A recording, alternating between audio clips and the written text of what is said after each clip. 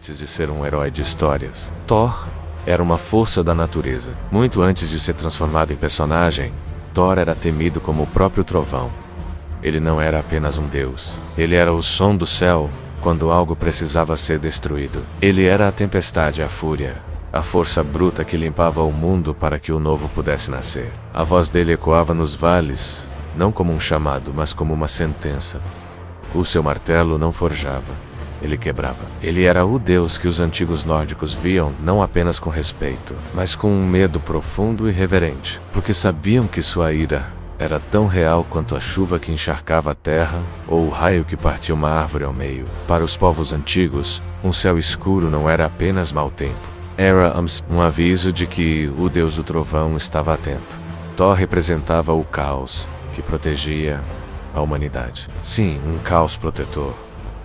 Ele não pedia permissão nem oferecia perdão. Ele simplesmente agia. Se uma ameaça surgisse, fosse um gigante de gelo ou a arrogância dos homens, Thor estava lá para castigar. Ele era a ordem através da desordem, o guardião que não hesitava em usar a violência para manter o equilíbrio do cosmos. Ele não era um amigo, era uma muralha feita de trovão e relâmpago. Essa era a sua função, e ela era temida e aceita, pois era necessária para a sobrevivência. Mas o mundo muda, e com ele, as crenças que o sustentam. Quando novas religiões, com um Deus único e onipotente, começaram a se espalhar pelo norte da Europa, algo se tornou claro.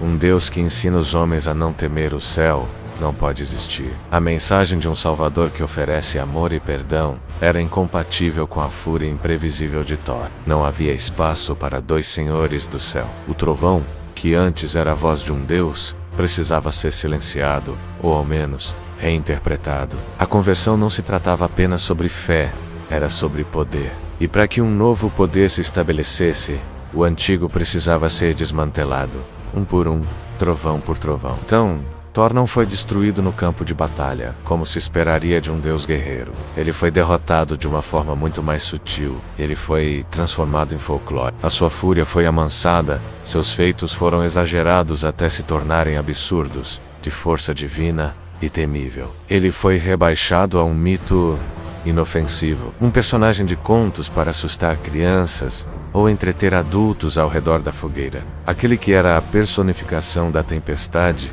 se tornou apenas uma história sobre a tempestade. A sua divindade foi cuidadosamente corroída, lixada pelas gerações, até que tudo o que restou foi uma caricatura, uma lenda vazia do poder que um dia ele representou. O trovão deixou de ser a voz de um deus e passou a ser apenas ruído, um fenômeno meteorológico explicado pela ciência nascente. O martelo, que um dia foi um símbolo sagrado de poder e proteção, virou um acessório de fantasia, um objeto de contos de fadas. O poder não foi apenas esquecido, ele foi roubado.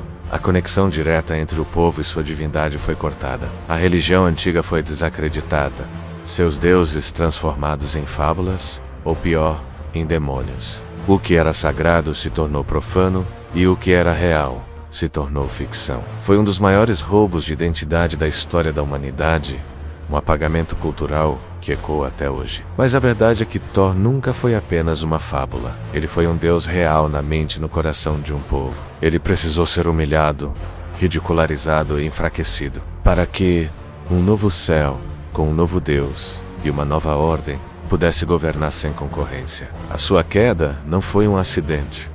Foi um projeto de conquista cultural e espiritual. Ele não morreu, ele foi reescrito. E essa tática não foi única, assim como Afrodite, que foi transformada de uma poderosa deusa da criação e da guerra em apenas um símbolo de beleza e luxúria. Thor também não foi esquecido, ele foi apagado. Sua essência foi substituída por uma versão mais palatável, mais conveniente para os novos donos do poder. E eles não foram os únicos. Outros deuses também foram reescritos, rebaixados e distorcidos, até que só restassem histórias. Suas identidades foram roubadas, seus poderes neutralizados, seus cultos demonizados. E o próximo da nossa lista foi transformado na própria imagem do mal. Ele foi transformado em demônio. Fique ligado para descobrir quem foi. Obrigado por assistir. Observe em silêncio.